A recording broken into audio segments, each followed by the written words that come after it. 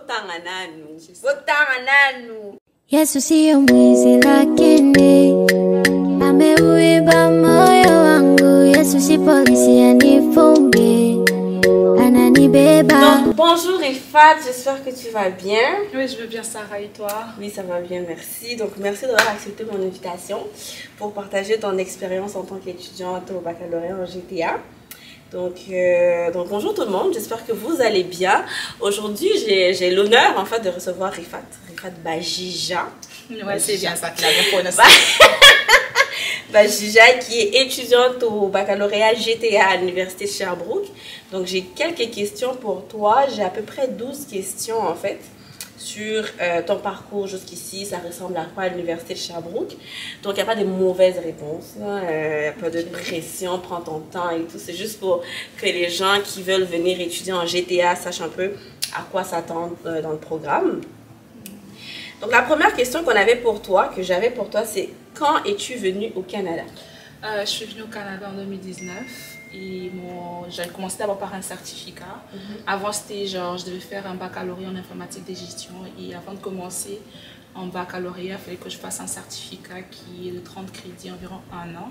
Je l'ai fait et j'ai commencé mon programme en baccalauréat en informatique de gestion. Mais plus j'avançais, je n'aimais pas ce que je faisais en fait. Je ne me voyais pas finir dans ça.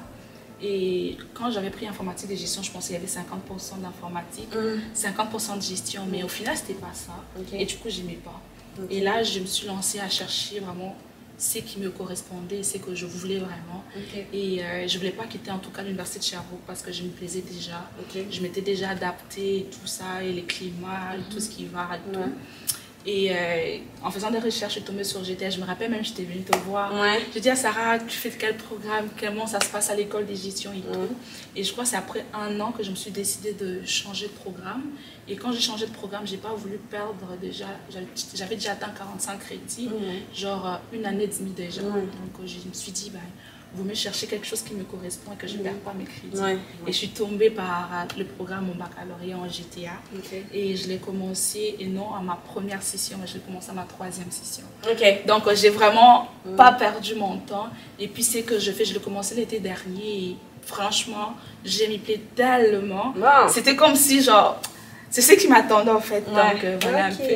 Good, on aime ça, même si c'est comme un an de remise en question, tu vas finir par te retrouver. Donc c'est parfait. La prochaine question que j'ai pour toi, c'est pourquoi avoir choisi le Canada? Pourquoi tu n'es pas allé en Europe? Pourquoi tu n'es pas allé en Chine? Parce qu'il y a beaucoup de Congolais quand même en Chine. Pourquoi tu n'es pas allé au Chypre? Il y a beaucoup de Congolais au Chypre aussi. Dans la Tunisie. Pourquoi tu n'es pas allé là-bas? Pourquoi seulement le Canada? Sans te mentir, le Canada ouvre vraiment beaucoup d'ouverture quand tu viens en tant qu'étudiant. Tu es déjà assuré d'avoir un poste de travail. Et avec tout ce qui arrive comme pénurie de main-d'œuvre, si tu as vraiment très bien choisi ton programme, c'est sûr quand tu finis, tu as déjà un travail qui t'attend et tu as la facilité d'appliquer pour avoir ta résidence permanente et ainsi de suite. Donc c'est plus dans ce sens-là, l'opportunité de travail, l'opportunité de pouvoir rester dans le pays et tout ce qui s'offre à nous. Donc je me dis, ça ne sert à rien. Bon, je ne dis pas que les autres pays ne sont pas bons, mais les avantages que le Canada offre à nous, étudiants internationaux, actuellement, certes, on paye plus, mais dans 5-10 ans, on ne verra même plus le coût qu'on a eu à dépenser aujourd'hui. Donc voilà un peu. Ok, donc toujours dans le même élan du Canada, pourquoi tu as choisi l'université de Sherbrooke? Pourquoi pas UQAM? Pourquoi pas UDEM? Pourquoi pas ULaval? C'est pas qu'on n'aime pas ces universités-là, mais c'est juste que pourquoi avoir choisi l'université de Sherbrooke? Premièrement, c'est par rapport à la ville. Déjà, Sherbrooke est considérée et par définition une ville étudiantine. Et c'est ce qui m'a vraiment plus plu dans le fait de vouloir venir étudier à l'université de Sherbrooke, les autres universités comme UQAM, donc ça ne m'intéressait pas trop, malgré la formation qui est aussi donnée, qui est vraiment bonne, mais l'université de Sherbrooke correspondait vraiment avec ce à quoi je m'attendais et ce que je voulais expérimenter, genre en venant au Canada, voilà un peu pourquoi je voulais. Sherbrooke, c'est quand même une très bonne ville. Au niveau des étudiants, il y a beaucoup d'étudiants par exemple, donc vous qui n'aimez pas beaucoup des gens, là, c'est pas la bonne ville. Parfait. Est-ce que tu travailles en ce moment? Ouais, je travaille. Ok, faut pas dire la compagnie, là, on veut pas. Hein? On veut pas le camp. Ça, c'est vrai, je vais pas dire, mais je travaille. Ok, parfait. Puis, comment tu trouves la conciliation travail-études? Est-ce que c'est quelque chose qui est comme positif? Si oui, pourquoi? Puis négatif, pourquoi? Ben, c'est positif et négatif, je pourrais dire le deux. Ok. Tout début, je n'arrivais pas à faire conciliation études-travail. Genre, c'était vraiment pratiquement impossible quand je me trouve avec 5 cours. Ouais. Et puis déjà, c'est quelque chose déjà que tu n'es pas habitué. Dans le pays où on vient, on ne travaille pas, on n'étudie pas au moment où c'était un peu compliqué. Mais l'avantage, bon, il y a plus de côté positif que négatif. Parce que plus tu travailles, quand tu travailles, tu as de quoi gagner, tu payes ton loyer seul. Puis ça te permet de rencontrer du monde. Ça te permet même de plus t'adapter encore avec les pays, genre le climat, comment les autres fonctionnent et tout. Et certains langages, moi, franchement, je dirais pas non. Donc, il y a vraiment beaucoup d'avantages et j'ai pu comment. Maintenant, je sais gérer entre études et travail. Je sais que non, là, je dois étudier, là, je dois travailler. C'est le fun. Puis, tantôt, tu as dit que c'était aussi négatif, mais c'est négatif pourquoi? C'est négatif, comme je t'ai dit, là, genre, c'était un peu compliqué de faire le deuil. Okay. Parce que tu rentrais fatiguée. Déjà, j'étais pas habituée à travailler. Okay. Tu arrives dans cet élan de travail. Et puis, les pires, j'étais dans la restauration. Et... Donc, c'est quelque chose. Pour commencer, on ne vous conseille pas la restauration. En tout cas, je vous déconseille. Même là, si quelqu'un arrive actuellement, je dis restauration, oublie. Donc, ça n'a pas été facile. La restauration, ça épuise. Sans oublier que déjà, les études, ça épuise. Donc, c'était vraiment catastrophique. Donc, et puis, quand j'ai su ce que je voulais par rapport au travail, et quand j'ai changé d'emploi, c'est en ce moment-là que j'ai pu gérer du travail et pouvoir être plus à l'aise. Et puis, voilà. Parfait. C'est sûr que quand tu es arrivé, il y avait plusieurs défis, notamment l'hiver, aller se faire des amis. Oh là, tu ne sais même pas en fait comment aborder les gens parce que tu viens d'une communauté où tout le monde se connaît. On va dire ça comme ça au Congo. Ma question c'est, quels ont été en fait les défis auxquels tu as été confronté en ce qui concerne ton établissement à Sherbrooke et aussi au niveau des études? Ben, quand je suis arrivée en été, genre je ne connaissais personne. J'arrive en cours, on fait le cours là, au pays, on a tendance à après le cours, genre quand c'est la rentrée, de faire un peu connaissance, comment je t'appelle. Mais je suis arrivée, j'avais l'impression que tout le monde se connaissait. Ouais. Genre tout le monde se connaissait, et puis j'étais toute seule. Et par chance, si je peux dire, j'ai eu à croiser un garçon qui m'a approché. Et parce que quand je t'avais, c'est normal, j'étais un peu réservée. Vu que tu connais personne, tout ce qui se passe là, c'était genre... C'était comme si je rêvais, mais je rêvais pas, j'étais éveillée. J'ai rencontré le gars, il m'a aidé avec le cours et tout ce qu'il fallait faire. Et puis, chance à moi, grâce à Dieu, je t'ai rencontré. Et tu connais l'affaire, comment on s'est rencontrés. Et d'une part, de toute façon, je me suis intégrée, c'est vraiment une grande partie grâce à Sarah. Trouver la fleur. Mais c'est vrai, pour vrai. Genre, si je peux dire, tu fus la première personne que j'ai rencontrée dans cette vie. Bon. Et puis, les pires, c'était genre, comment moi, si je me rappelle, je t'ai abordé, c'était pour la coiffure. Dans l'autobus. En plus, j'étais tellement fatiguée d'avoir mes cheveux comme ça. Tellement de fait, je dis non. Je prends mon courage à deux mains, je vais approcher la fille, demander où elle a fait ses tresses parce que je savais absolument pas. Et c'est comme ça que j'ai pu te connaître. Tu m'as vraiment aidé avec boutique africaine et puis même l'université. Tu m'as dit si il y a quelque chose que tu ne comprends pas, va voir le prof. Et ça m'a permis de m'ouvrir à ce monde et puis petit à petit. Oh, pas que la va fleur. Non, mais c'est vrai, mais c'est moi, je n'invente rien. Même en classe on n'était pas dans un même programme. Tu m'as dit, si tu ne comprends pas, va voir le prof. Au moins que chez nous, c'est pas comme ça. Tu vas voir le prof là, entre guillemets, je ne vais pas trop dire, mais bon. Merci. C'est un peu ça, donc. Je suis flattée. Mon amère, je suis flattée. Et moi, je l'appelle mon amère. Je ne sais pas pourquoi, mais elle a bien avec mon amère. Ok, donc on va aller un peu plus rapidement. Est-ce que tu recommandes aux nouveaux étudiants de travailler quand ils arrivent, mettons la première session, ou de se concentrer d'abord aux études, puis après voir comment adapter la vie travail-études? Deuxième option, arrive, étudie d'abord. Je ne conseillerais pas. Tu arrives ou non, tu peux travailler. C'est sûr, on a besoin de se faire de l'argent. Si tu fais ça, c'est sûr, ta première session, tu vas la couler facilement. Arrive, étudie, adapte-toi d'abord avec le cours parce que c'est vraiment pas la même chose. Tu rates un cours, on dirait que tu as raté 4 séances. Arrive, adapte avec le cours, le prof, les climats et tout ce qui va avec.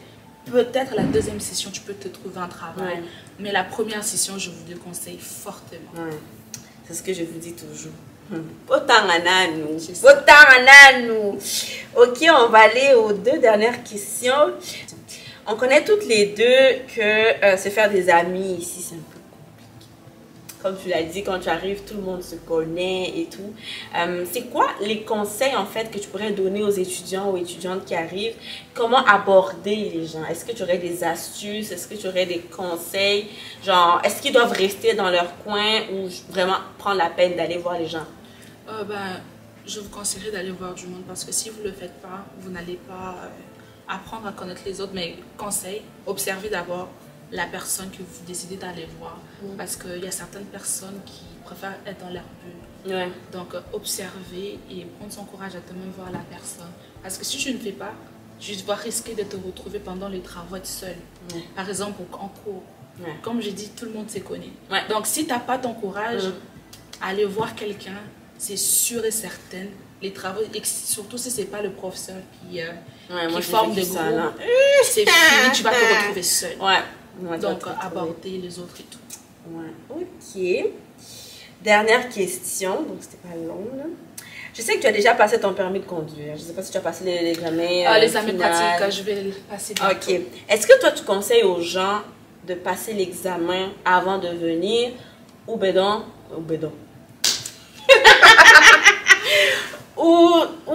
Seigneur, ou bédon, ça vient. Ou d'arriver ici et de passer le permis ici. Au niveau des coûts, donne un peu, genre, parle un peu de ton expérience, comment ça s'est passé. Est-ce que tu regrettes de ne pas avoir fait ton permis au pays avant de pouvoir venir? Parle-nous un peu de cette étape de ta vie. Ça, selon moi, pour le coup, ça coûte vraiment cher. Quand j'ai passé mon permis, je crois que j'ai payé $1000. Hey, Mbadi! Ouais, $1000. Et là, je sais que c'est plus $1000. C'est rendu avec 1000 et quelques, comme ça, avec peut-être 300 ou 400 $ de plus. Donc, c'est vraiment... Juste la théorie. Juste la théorie. Et parce que déjà, au pays, certes, tu peux avoir la pratique de conduire, mais si tu arrives, c'est pas pareil. Parce que il y a le fait de signalisation, il faut que tu apprennes à connaître les symboles et tout. Chez nos pays, on va pas se mentir, il n'y en a pas. Non, on parle du Congo, on va pas généraliser tous les pays. C'est ça, au Congo. On parle du Congo. Au Congo, il n'y en a pas. Il n'y a pas des arrêts, il n'y a rien. Genre, le feu de signalisation, ça ne marche pas. Genre, il n'y a pas de respect. Parce que si tu viens avec cette mentalité-là, c'est sûr, on va te retirer ton permis en 1 semaine ou 2 jours. Donc, même si tu as eu à le faire, je conseillerais aux gens de soit trouver quelqu'un qui pourrait te passer son livre de conduite pour que tu vois et passer ton examen. Ou soit de reprendre carrément le cours pour apprendre à conduire et apprendre à connaître un peu comment ça. Puis, ça t'a pris combien de temps avant d'arriver comme... En fait, les séances, ça prend combien de temps et tous les étapes? C'est ça. Je crois qu'il y a 4 modules. Et puis, je voulais vraiment compléter plus vite pour avoir mon permis d'être 6 mois après. Ils me disent non, je vais faire 1 an. Je suis obligée de faire 1 an pour passer mon examen pratique. Du coup, ils avaient tendance, quand j'arrivais plus près, ils me disent je ne peux pas te donner les cours. On va attendre. J'étais même obligée d'attendre 1 mois, 2 mois pour suivre genre le cours 6. Juste pour que je complète le 1 an qu'ils veulent. Donc, si tu complètes le 1 an, tu vas faire ton examen théorique et puis ton examen pratique. C'est vraiment long, c'est vraiment fatigant. Et moi, j'ai fait le cours en ligne. Du coup, c'était vraiment un peu plate. Ok, mais mettons ma dernière question, c'était au niveau plus de l'immigration, parce que beaucoup de gens se posent la question. Le fait que tu as changé de programme, tu as quitté de informatique à GTA, est-ce que, mettons, parle plus de papier administratif, est-ce que tu as eu à changer de l'aide à mission, de CAQ, au niveau du permis d'études, mettons, est-ce que tu as eu de complications, c'était quoi les délais, c'est quoi en fait le processus en général? Je sais pas, je pourrais dire que j'ai changé de programme au bon moment. Mon permis expiré. Donc, ce qui a fait, genre, j'avais déjà ma lettre d'admission. J'ai juste appliqué pour vrai, ça n'a pas pris du temps. J'ai entré mon CAQ, genre, cette semaine, genre lundi. Le lundi prochain, ils m'ont répondu. Je l'ai eu. Je comprends. Golou. Je te dis, ça a été facile en fait. Ouais. J'ai fait la deuxième chose pour mon permis d'études, je reçois. Et puis je sais pas, quand je suis arrivée, j'avais pas fait d'examen médicaux et tout. Ouais. Ils m'ont demandé de le faire. Ok. Donc c'était juste ça que j'étais obligée de le faire. Au bout de 3 semaines, j'ai reçu mon permis d'études. Ça a été vraiment rapide, très Mais ça, facile. c'était dans le temps. Maintenant, je l'ai fait il y a environ... mon permis expirait le 30 août. 2022? Oui. Zangolo. Pour vrai, parce qu'en ce moment, c'est tellement long. La plupart des personnes qui m'écrivent, ils disent qu'ils sont comme à 4, 5, 6 mois d'attente. Ouais, ça c'est vrai. Pour ceux qui sont à l'extérieur, genre, c'est pas Ok. mais pour vrai, moi, c'était vraiment rapide. Je suis là, oh, on a déjà évalué, il faut aller voir. Je vais, ok, avis favorable. Zangolo, Zangolo. Et Zangolo, non, honnêtement, c'est la grâce. Ouais. Ok, donc merci beaucoup, Rifat, pour ton temps. Merci d'avoir pris le temps de nous parler de ton expérience, de ton intégration. Puis on te souhaite bonne chance pour la suite. Oh, merci. On va venir te filmer à la graduation. C'est pour quand déjà? Bah, si tout va bien, j'ai fini en hiver 2024. Les autres, c'est non, déjà, ça Ouais, finit c'est ça. vite. On va venir te filmer pour la graduation. Non, et on va tout. faire du bruit, on va faire du bruit. En tout cas, je serais très ravie de finir et tout Ouais, ça. très bonne chance Ah, pour la merci suite. beaucoup. Merci pour ton invitation, ça me touche, ça m'a... Oh, non, non, petite nana, donne-moi la mère. Vraiment. En tout cas, Donc, merci beaucoup. merci à toi. Puis, je te prends pas trop de temps. Bonne soirée. Merci à toi aussi. Bye bye tout le Yesu monde. si lakini ameuiba moyo wangu. Yesu si polisi anifunge, ananibeba